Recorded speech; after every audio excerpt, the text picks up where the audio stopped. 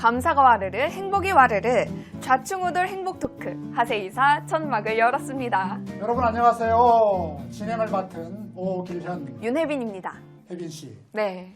혹시 하세이사 무슨 뜻인지 짐작하세요? 하세이사. 네. 하세이사? 뭐 이사를 하자 이런 말일까요? 그런 뜻은 아니고요. 네. 제가 사행시로 한번 풀어볼까요? 오늘 띄워주세요. 좋습니다. 하, 하나님이 세, 세상을 이, 이처럼 사. 사랑하사. 그런 뜻이. 하나님이 세상을 이처럼 사랑하사. 하세이사입니다.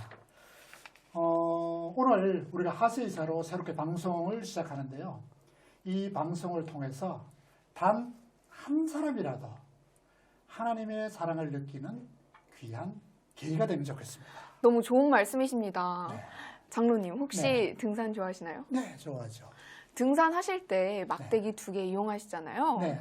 이거를 마더스틱이라고 하는데 마더스틱요? 네, 마더스틱을 이용하면 네. 원래 2발이었던 게 4발이 되어서 네. 체중을 분산시켜주는 역할을 한다고 합니다. 네, 그렇죠. 마더스틱이 있으면 어렵고 힘든 산행일수록 큰 도움이 되죠. 예, 그렇습니다. 네. 우리가 삶을 살아가는 데 있어서도 지치고 힘든 일이 정말 많은데요. 이럴 때마다 하나님께서 저희의 마더스틱이 되어주셔서 네. 저희의 이런 고난을 해결해 주시는 것 같습니다. 네, 그렇죠. 아하, 하나님은 우리 인생의 마더스틱이다. 예, 맞습니다. 정말 멋진 말이네요. 그죠? 자, 우리 동탄시온교회 성도님들의 마더스틱이 궁금한데요.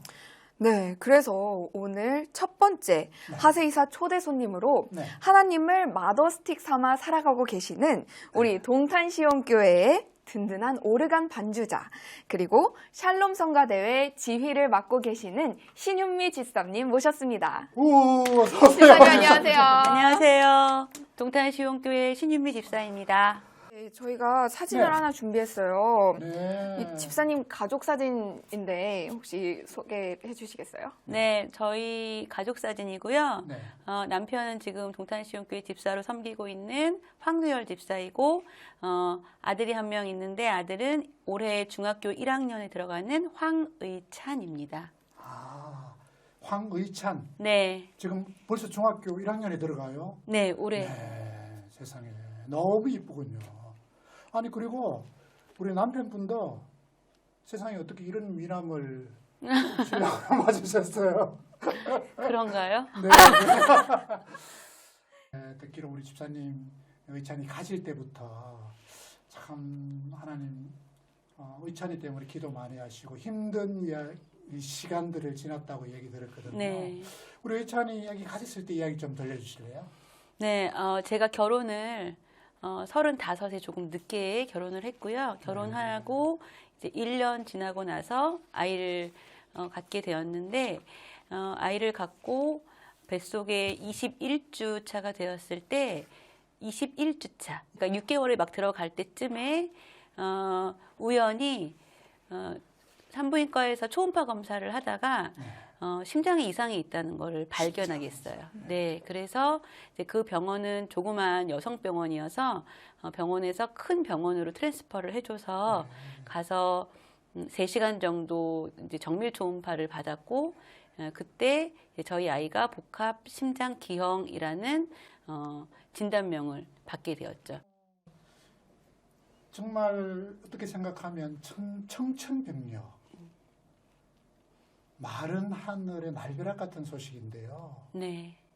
어떡하셨어요? 그러고 나서? 그때 이제 서울로 이제 처음 가는 병원이어서 자가로 운전하기가 힘들었고, 네. 길을 잘 모르기도 하고, 그래서 남편과 같이 지하철을 타고 갔는데, 네. 전부 다 검사를 하고 나서 이제 뭐 아이가 태어나 봐야 정확한 건 알 수 있겠지만, 이제 그때 당시에 발견된 병은 모두 4가지였어요. 네 그래서 가지. 네, 선천성 심장 복합 희귀 난치성 질환이라고 해서 의찬이는 비장이 없이 태어났고요. 그다음에 폐동맥이 폐쇄된 채 있었고, 네. 그리고 심실과 심방이 각각 하나씩 있는 단심실이었어요. 네. 앞이 깜깜했죠. 그리고 예, 집에 다시 지하철을 타고 집에 와서 남편을 똑바로 바라볼 수가 없었어요. 그래서 안방에 들어가서 문을 걸어 잠그고 한 4시간 이상을 그냥 울기만 했던 것 같아요. 네. 아무 말도 못 하겠고, 뭐, 그렇잖아요. 사람이 자기가 생각하지 못했던, 상상하지 못했던 일이 앞에 닥치면, 나한테 왜 이런 일이 생길까? 이런 생각을 제일 먼저 하잖아요. 저도 그랬던 것 같아요. 그래서 그냥 울기만 했어요. 울고, 하나님 왜 나한테 이런 일을 주셨죠? 제가 뭘 잘못했죠? 이렇게 계속 이제 하나님과 이제 대치가 되는 상황? 네. 이제 그랬던 것 같아요. 원망 많이 네. 하실 것 같아요. 막 천장에 대고 막 손가락질 했었어요. 하나님께. 네. 제가 그 다음에는 안 올 줄 알았대요. 그러니까 소위 말하는 무허가 뭐 이런 데 가서 아이를 그냥 몰래 이제 지울 거다라고 생각을 했대요. 왜 그러냐면 그때 병원에서 이야기를 할 때 이 아이는 뇌에 산소 공급이 안 될 거고, 그럼 말도 잘 못할 거고, 걷지도 못할 거고, 일상적인 생활이 어려울 것이며, 태어나더라도 생존율이 한 30% 미만일 거다라고 이야기를 했으니, 그런 이야기를 들은 사람이 아무 뭐 거리낌 없이 아이를 낳을 거라고 생각을 안 했던 것 같아요. 일단 그런 일이 이제 저한테 다가오고, 저도 이제 생각이 많아지고, 그리고 아까 앞에서 말씀드린 것처럼 엄청 많이 울었어요. 4시간을 그냥 꼬박. 근데 제가 아이를 갖기 전부터 이제 인천에서 큰 음악학원을 하고 개인 레슨을 좀 많이 했었기 때문에 제가 아이를 갖고 나서 태교할 시간이 별로 없었어요. 그래서 내가 무슨 태교를 하면 좋을까 하다가 첫 번째로 한 거는 제가 음악학원에 있으니까 좀 비는 시간에 계속 이제 모차르트 소나타를 계속 이제 치면서 아이한테 들려줬고, 두 번째는 매일매일 큐티를 했어요. 아이랑 같이 성경을 읽고 이제 그렇게 해줄 수 있는 게 제 태교였거든요. 근데 그날 이제 막 울고 나서 이제 항상 머리맡에 성경책이 있었는데 성경책도 꼴 보기 싫은 거예요. 그래서 그 성경책을 이렇게 바라보고 침대에다가 집어 던졌어요. 이까짓 거 보면서 뭐해 이러고 확 울면서 막 이렇게 집어 던졌거든요. 근데 집어 던지고 났는데 또 한참 있으니까 또 후회가 되는 거예요. 집어 던진 게 하나님 말씀인데 그래도. 그래서 또 울면서 또 그거를 다시 이렇게 집었어요. 집고 닫으려고 봤는데 그게 이게 펼쳐져 있었어요. 근데 이제 닫으려고 이렇게 울면서 이렇게 눈물을 훔치고 이렇게 봤는데 그게 전도서였거든요. 펼쳐진 곳이 전도서 7장 14절이 이렇게 확 눈에 띄는 거예요. 14절. 네. 그래서 제가 그거를 이제 봤죠. 울면서 이제 잉잉대면서. 근데 그 말씀이 뭐였냐면은 형통한 날에는 기뻐하고 곤고한 날에는 생각하라. 하나님이 이 두 가지를 병행하게 하사 사람으로 능히 그 일을 알지 못하게 하심이라 이 말씀이었어요. 근데 그 말씀이 저한테 이렇게 확 들어오는 거예요. 내가 기뻐한 날도 많았지만 지금이 바로 공고한 날이구나. 공고한 때구나. 그럼 나는 무엇을 생각해야 되나? 하나님이 나한테 두 가지를 주셨는데, 그럼 난 뭘 생각해야 되지? 이러면서 이제 제가 이제 그 마음들이 조금 녹아지기 시작하면서 이제 아이한테 집중을 하게 됐죠. 저는 그 두 가지를 붙잡고 이제 뱃속에서 아이를 출산하려고 열심히 이제 준비를 했죠. 순종하신 거네요. 네. 할렐루야.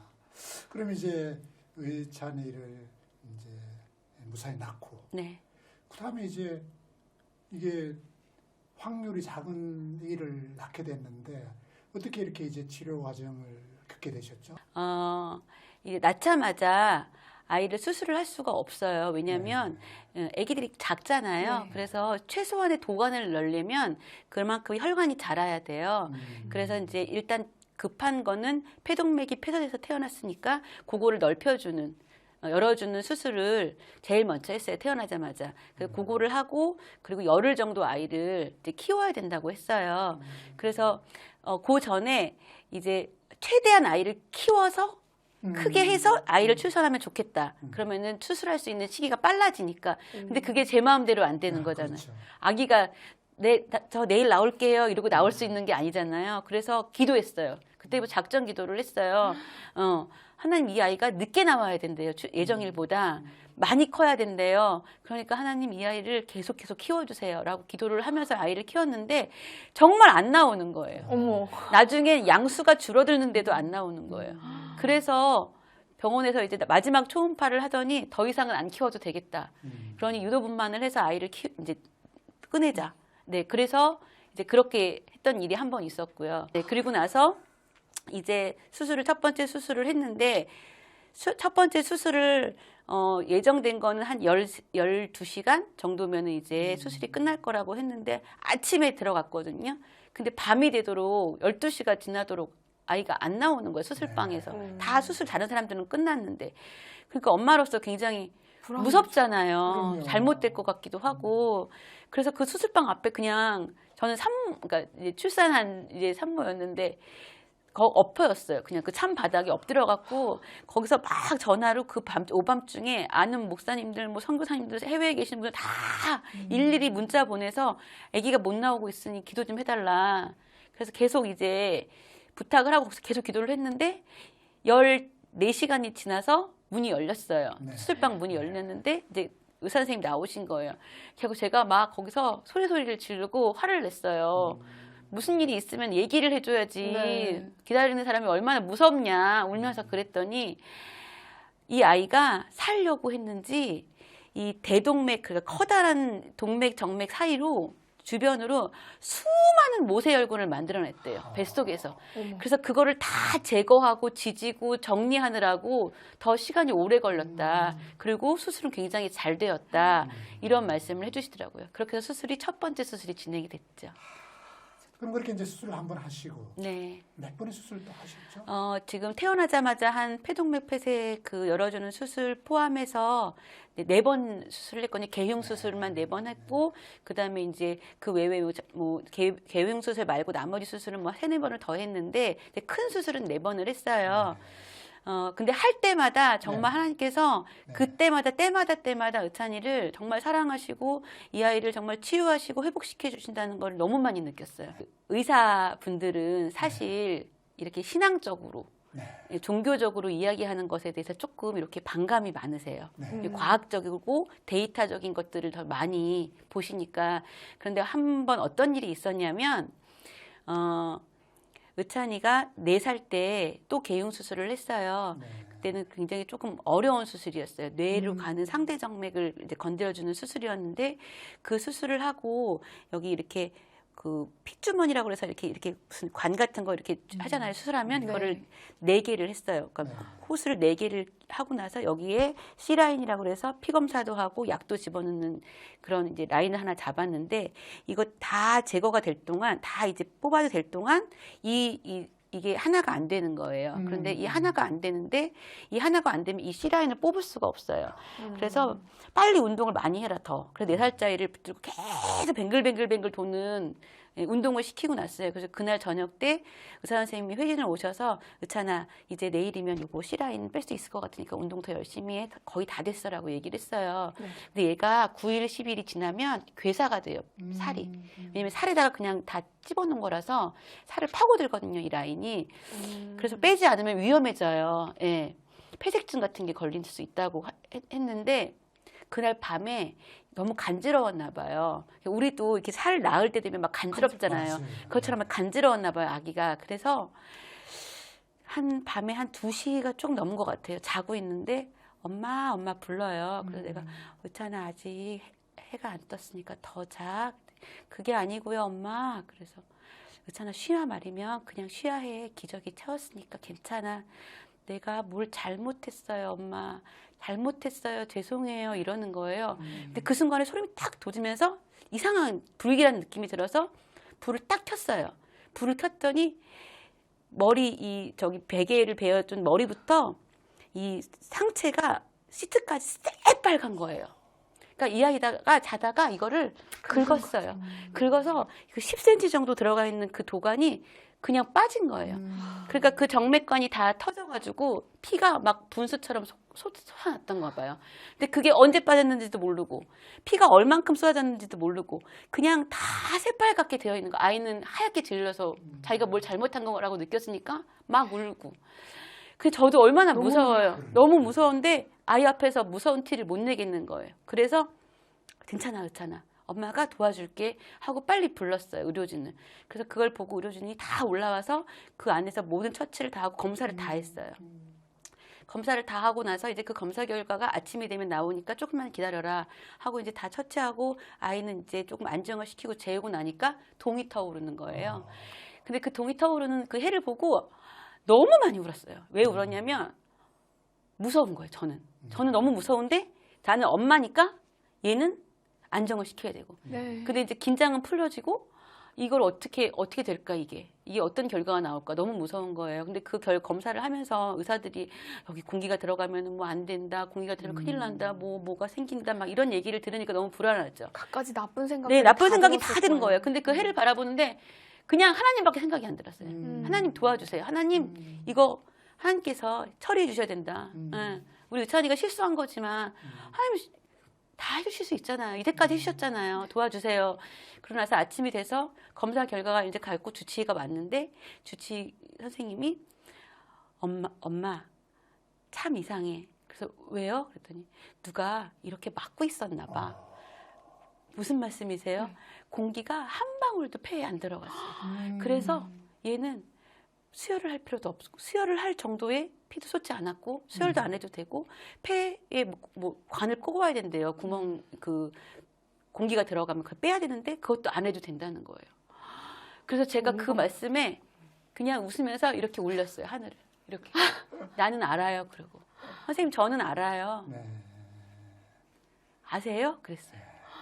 그러니 그냥 웃으시더라고요. 그런 일이 있었어요. 뭐 그 그렇군요. 예도 너무 많지만 네. 네. 와, 실례로 그런 일이 있었답니다. 너무 신기하다. 그렇죠. 네.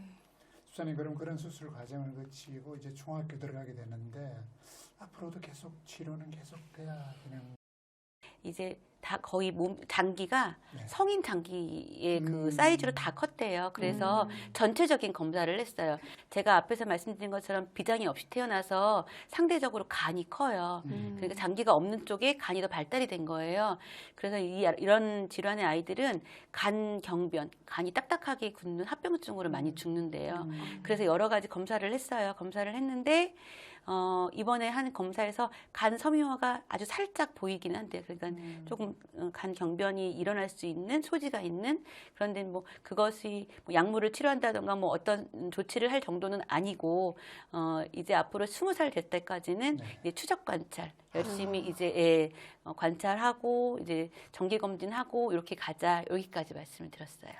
집사님께서 이공 전공이에요. 그것도 화학 전공 같이 하세요? 혹시 근데 저 화학공학 전공. 화학공학을 전공했어요. 그럼 어떻게 화학공학을 전공하셨는데 네.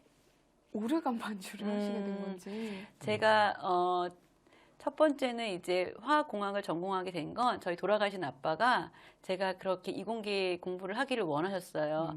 공부를 아주 지질이 못했으면 아마 포기를 하셨을 텐데 조금 했거든요, 공부를. 그래서 이공계 공부를 조금 했는데 그건 효도 차원에서 공부하신 거예요? 네, 제 의지는 아니었어요. 네, 저는 아주 어렸을 때부터 계속 피아노를 배웠었고, 네, 제가 처음으로 피아노 그 예배 반주를 한 건 중학교 2학년 때, 중학교 2학년 때 수요 저녁 예배에 피아노 반주를 하게 되면서부터 반주를 했었어요. 그래서 계속 피아노를 하고 음악을 접하고 있었지만 이제 또 부모님 입장에서는 또 이제 공부를 하기를 원하셔서 이제 잠깐 화학공학을 전공을 하다가 그래도 음악에 대한 이제 미련, 열정 이런 것들을 이제 가지고 있었던 거예요. 가지고 있다가 제가 이제 모교회로 있던 그 숭의교회에 파이프 오르간이 있거든요. 근데 그 파이프 오르간을 치시는 분이 너무너무 멋있게 보이는 거예요. 그래서 제가 피아노를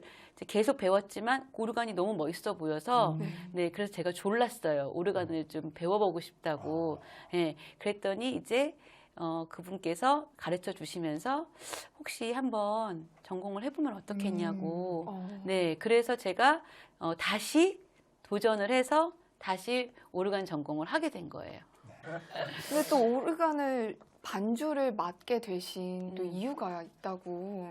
센트럴파크에 놀러 왔다가 아이가 아기 때, 갓난 아기 때 놀러 왔는데 평일이었죠. 근데 아기가 기저귀에다 응가를 한 거예요. 근데 응가를 처리하기가 힘들어서 보니까 교회가 있어서 교회를 들어온 거예요. 그때 당시에는 이제 교회를 찾고 있었어요. 저희가 이사를 와서 아. 찾는 중에 교회에서 이제 응가를 다 처리를 하고 나왔는데 어떤 아저씨가 계신 거예요, 로비에. 그래서 그 아저씨한테 제가 이 교회 좀 구경하면 안 되겠냐고 그랬더니 구경을 하라고. 뭐 몇 층은 뭐가 있고 말씀해 주시길래 여기 교회 사찰 집사님이신가 보다 생각을 하고 엘리베이터를 탔는데 따라 타시더라고요. 그냥 막 이제 알려주시겠대요. 네. 그래서 괜찮다고 굳이 알려주시겠다고. 그래서 막 센트럴파크가 보이는 식당도 보여주시고 막 이제 이렇게 하다가 주보가 있길래 이게 주보를 보고 뒷면을 딱 봤는데 그 아저씨가 주보에 있는 거예요. 저희 감독님이셨어요. 그래서 그 길로 목욕실로 끌려 들어가서 네, 모든 호구 조사를 다 당하고 네. 그래서 벗어날 수가 없었네요. 네, 그래서 이제 그때 제가 섬겼던 교회에 오르간 반주했던 걸 아셨고 네. 또 저희 감독님이 또 친하신 목사님들도 이제 또 이렇게 연관이 돼 있고 이제 그렇게 돼서 제가 오르간을 하게 된 거를 아시고 이제 감독님께서 이제 오르간 반주를 하면 어떻겠냐 이렇게 하셨죠. 근데 또 반주자로서의 사명감을 느끼게 되었다는 말씀도 전해 들었어요. 이 부분에 대해서도 좀 이야기해 주시겠어요? 네, 제가 그 모교회, 그러니까 이 동탄시험교회 말고 인천에 있는 모교회에서 오르간 반주를 시작한 거는 결혼 전부터였어요. 결혼 전부터 이제 오르간을 전공하고 자연스럽게 반주자가 되었는데 제가 개인적으로 굉장히 큰 어려움을 한번 당한 적이 있어요. 이거를 이 시간에 다 말씀드릴 수는 없지만 제가 죽음까지도 생각할 정도로 굉장히 어려움을 일을 당했는데 그래서 그때 잠깐 이제 반주를 못하게 됐었어요. 잠깐 아주 몇 개월 동안. 그래서 막 그때 뭐 대인기피증 같은 것도 생기고 사람들 만나기도 싫고 그냥 근근히 뭐 학원 다니고 애를 가르치고 이제 이런 것들만 하다가 안 되겠더라고요. 너무 힘들더라고요. 이렇게 사는 것도 힘들고 내가 이렇게 계속 신앙생활을 한다 이게 단절이 되고 나니까 너무 힘이 든다는 느낌이 몸이 힘이 드는 게 아니라 이 영적으로 마음적으로 힘든다는 게 너무 많이 느껴졌었어요. 그래서 하나님께서 이제 저를 어떤 계기로 다시 내가 너를 아직도 사랑하고 있다는 것들을 보여주셨어요. 네, 그런 계기가 돼서 다시 하나님 손을 잡게 됐고 그리고 나서 내가 무엇을 시작할까 하다가 새벽 예배를 갔어요. 그래서 모자를 쿵 눌러쓰고 누가 보는 게 싫어서 창피하기도 하고 무대를 쿵 눌러쓰고 그 교회가 지하에서 새벽 예배를 했었거든요. 그래서 저 끝에 이렇게 아무도 모르게 이렇게 앉아갖고 어두컴컴한 데서 기도를 했어요. 근데 기도는 안 나왔죠. 안 나오고 그냥 울었어요. 그냥 나를 다시 여기 이 자리에 성전에 불러주신 게 너무 감사해서 막 울었어요. 울고 있는데 거기 이렇게 밑에를 보면 그게 이렇게 내려가는 계단이 있는데 거기가 오르간이 있거든요. 제가 쳤던 오르간이 보이는 거예요. 그래서 제가 눈을 감고서는 하나님이 나를 다시 불러주신 것에 감사해서 이렇게 있는데 눈을 이렇게 살며시 떴는데 오르간이 보이는 거예요. 제가 불과 몇 개월 전에 쳤던 오르간이. 그래서 다시 또 눈을 감았어요. 감고 하나님 저기 오르간이 보이네요. 그리고 그냥 아무 생각 없이 이렇게 계속 눈을 감고 있는데 하나님께서 저게 너의 베델이야 이러시는 거예요. 마음속에서 저게 너의 베델이야. 저곳이 너의 베델이야 이런 마음 주시는 거예요. 그리고 나서 베델이라는 거를 알고 싶은 거예요. 그래서 집에 와서 혼자 찾아봤어요. 베델이라는 단어를 아니 알고 있었어요. 근데 정확하게 알고 싶은 거예요. 베델이 어떤 의미인가. 그래서 계속 봤더니 창세기에 야곱이 천사와 씨름하고 깨어서 돌단을 쌓고 이것이 아버지의 집이다라고 거기서 예배를 드렸잖아요. 그게 딱 보이면서 내가 예배해야 될 곳이구나. 내가 일평생 예배해야 할 곳은 그 깜깜한 그 뒷자리가 아니라 내가 예배할 때는 저 오르간 자리구나. 하나님 그걸 원하시나 보다. 그래서 다시 가서 다시 오르간을 하겠습니다. 반주를 하겠습니다. 말씀을 드렸죠. 그래서 다시 시작했어요. 근데 그 전에 오르간을 반주를 했을 때랑 그 일이 있고 나서 반주를 할 때랑 너무 많이 다른 거예요. 그냥 기쁘고요. 어느 예배든 뭐 큰 예배든 작은 예배든 뭐 모임이든 기도회든 그냥 하라 그러시면은요 그냥 가서 했어요. 그냥 그거 하는 자체가 너무 감사하고 기쁘고 예, 그래서 저는 지금도 그렇게 생각해요. 제가 하나님 나라 갈 때까지 오르가는 저의 베델이고 만약에 제가 하늘나라 가서 하나님이 너 계속 오르간 천국에서도 해야지 하면 저는 할 거예요. 너무 좋다. 할렐루야. 네, 저는 그런 마음으로 네, 오르가는 반주를 하고 있습니다. 그리고 이제 또 하나 생기시는 게 일부 예배, 살롬, 성가대, 네, 지휘. 네, 지휘도 또 하셨어요? 네. 사실은 그 이전 교회에서도 지휘를 했었어요. 네, 이전 교회에서는 이제 핸드벨이라는 악기를 가지고 하는 이제 연주가 있었는데 그걸 오랫동안 제가 지휘를 하고 있었고요. 그 인천에서 그 요들 합창단을 했었거든요. 초등학교 때 이제 거기 제가 합창 지도를 하면서 이제 합창단 지휘를 좀 했었고요. 그리고 이제 또 제가 어느 장애인 복지 재단에서 이제 좀 봉사하는 것처럼 장애우 친구들 이제 합창지도 좀 하고 이제 그런 것들이 있었는데 이제 우연치 않게 샬롬 성가대 지휘자 공석이 생기면서 예, 그러면서 이제 예, 자연스럽게 하게 됐죠. 네, 해보는 게 어떻겠냐 하셔서 그렇게 일부까지 네. 섭렵하시게 네. 되신. 네 그렇습니다. 지휘를 하면 혹시 가장 뭐 좋은 뭐가 있나요? 좋은 점이라 그럴까? 제일 좋은 점은요, 네. 제가 에너지를 받아요. 그래요? 성가대원 분들한테 에너지를 받아요. 근데 사실 에너지를 다 쏟는다고 저는 느꼈거든요. 그러니까요. 그런데 이제 그분들은 사실 비전공자시고 정말 찬양이 너무 좋고 하나님 찬양하는 게 너무 사모해서 오신 분들인데 당신들이 굉장히 부족하다고 생각을 하세요. 너무 많이 부족하다고 생각을 하시는데 그런데 그분들이 그렇게 열정적으로 열심으로 그렇게 찬양하고 연습해서 이렇게 하나님께 올려드리는 그 찬양의 모습들로 제가 그 에너지를 받는 것 같아요. 그게 너무너무 좋아요. 그래서 그게 나중에 이제 그 주가 지나서 이제 홈페이지에 저희 찬양곡이 오르고 이제 그걸 보면서 그러면서 제가 또 막 이제 굉장한 기쁨과 감사를 예, 이렇게 하나님께 올려드렸구나 하는 네. 그런 감사와 기쁨이 있어요. 그래서 너무너무 감사해요, 정말로. 네. 저는 집사님 말씀 중에 에너지를 오히려 주는 것이 아니라 지휘자가 받는다. 네. 이 말씀에 되게 은혜가 되네요. 감사합니다. 정말 집사님의 인생 자체가 하나님과 동행하는 삶이고 정말 그래서 더욱 간증이 되는 시간이 아니었나 생각이 듭니다. 그렇습니다. 네, 마지막으로 신윤미 집사님께서 갖고 계신 기도 제목이 있다면 나눠주시겠어요? 예전에는 의찬이를 위한 기도 제목이 대부분이었어요. 그런데 이제 의찬이가 중학교를 가고 또 여러 가지 이제 십수년 동안 이런 일들을 겪으면서 사실 제가 기도한다고 이 아이가 빨리 고쳐지고 뭐 치유되고 기도를 안 한다고 이 아이가 안 고쳐지고 뭐 치유가 안 되고 이런 문제는 이제 아니라는 생각이 드는 거예요. 네, 이제 이 아이의 앞길과 이 아이가 걸어가야 될 길은 이미 하나님이 예비해 놓으셨고 이제 나는 청지기로서 그 길을 아이가 잘 갈 수 있도록 그냥 서포트해주고 이제 케어해주고 이러면 될 거라는 생각이 들고요. 그리고 예전에 감독님이 몇 번 말씀을 하셨지만 제가 그 말씀에 되게 공감이 됐던 게 나는 한 사람의 성실한 성도가 되기를 원한다. 그 말씀이 전 정말로 공감이 되는 거예요. 그래서 저의 기도 제목은 제가 하나님 나라 갈 때까지 정말 성실한 한 사람의 성도. 네, 그게 오르간 반주든 지휘든 뭐 그냥 뭐 어느 곳에서 보이지 않는 곳에서 뭐 봉사를 하고 섬기던 그냥 성실한 한 사람의 하나님의 성도가 되는 게 제 기도 제목이에요.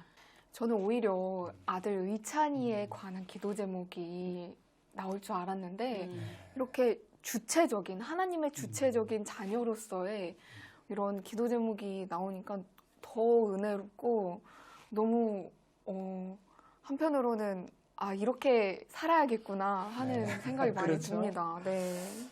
하나님께서 우리 집사님의 기도 제목에 응답하셔가지고 집사님을 귀하고 복되게 성실한 성도로 사용하도록 저희들도 기도하겠습니다. 그렇죠, 네. 그렇죠. 너무 감사합니다. 제가 이 자리를 빌어서 한 네. 말씀 이제 드리자면 네.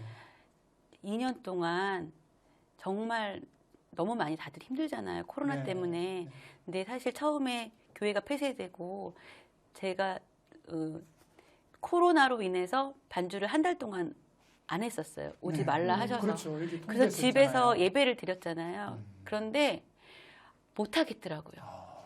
예, 너무너무 가고 싶고 너무너무 반주가 하고 싶고 예배의 자리에 가고 싶고 그래서 안 되겠더라고요. 그래서 그냥 말씀을 드렸어요. 저는 가야겠다고. 가서 그냥 하겠다고. 그래서 다시 와서 이제 방송하시는 분들하고만 이제 온라인으로 처음에 시작해서 지금까지 왔는데 이 영상을 보시는 분들 중에도 참 속상하신 분들이 많을 것 같아요. 그렇죠. 하나님이 자기한테 주신 달란트들이 있잖아요. 저한테는 음악이라는 달란트를 주셨고 또 각자에게 달란트를 주셨는데 이 달란트가 자의에 의해서가 아니라 타의에 의해서 발휘되지 못하고 빛을 발하지 못하는 게 너무 속상하고 안타까워요.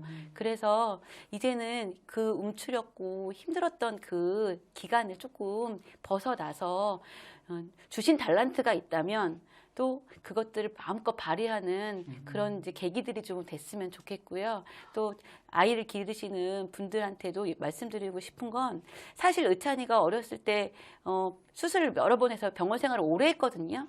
근데 그러면 제가 반주를 할 수가 없잖아요. 근데 저는 교회에 왔어요. 네, 친정엄마한테 부탁하거나 동생한테 부탁하거나 다른 사람한테 병원을 부탁하고 와서 반주하고 다시 병원에 가고 그렇게 이제 예배를 섬겼거든요. 그런데 그게 옳은 것 같아요. 그게 맞는 것 같아요. 예, 제가 그곳에 있다고 저희 아이가 빨리 회복되는 게 아니거든요. 저는 와서 제 자리에서 예배하고 또 하나님께 기도하고 이렇게 하는 것이 저를 위해서 제 가족을 위해서 또 우리 그리스도인들의 그런 복된 삶을 위해서 굉장히 중요하다는 생각이 굉장히 많이 들어요. 그래서 이제는 조금 기운을 내셔서 네 그렇게 화이팅 하셨으면 좋겠어요. 네, 방금 집사님께서 해주신 말씀이 집사님께서 말씀하신 그 기도 제목과도 일치하는 것 같아요. 한 성도로서 열심히 사는 것, 그것이 가장 중요한 게 아닌가 싶습니다. 네. 이제 화이팅 해야겠죠? 예, 네. 저도 화이팅 하겠습니다. 네. 화이팅! 네.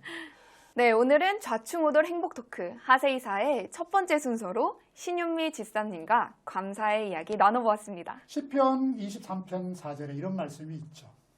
내가 사망의 음침한 골짜기를 다닐지라도 해를 두려워하지 않을 것은 주께서 나와 함께 하심이라. 주의 지팡이와 막대기가 나를 안위하시나이다. 오늘 집사님 우리 같은 토크쇼를 통해서 말씀을 들으면서 고난 가운데 그 다음에 환난 가운데 우리의 마더스틱 지팡이가 되시는 하나님을 체험하는 귀한 시간이었습니다. 맞습니다. 함께 해주셔서 감사합니다, 집사님. 네, 감사합니다. 네, 감사가 와르르, 행복이 와르르, 좌충우돌 행복토크 하세이사 여기까지 할게요. 그럼 다음 시간에 만나요. 안녕. 잠깐만요. 제일 중요한 거 까먹었어요. 저희 뭐죠? 이 하세이사를 보시고 네. 댓글을 네. 달아주시면은 네. 저희가 햄버거를 쏩니다. 몇 분에게요? 3분에게요. 3분에게요? 예. 네. 무작위로 추첨하여 3분께 햄버거 쿠폰을 드리니까요. 하세이사 보시고 느낀 점을, 그냥 댓글을 달아주시면, 네, 저희가 무작위로 3분께 햄버거 쿠폰을 드리겠습니다. 그러면 여기서 진짜로 인사드릴게요. 안녕. 안녕.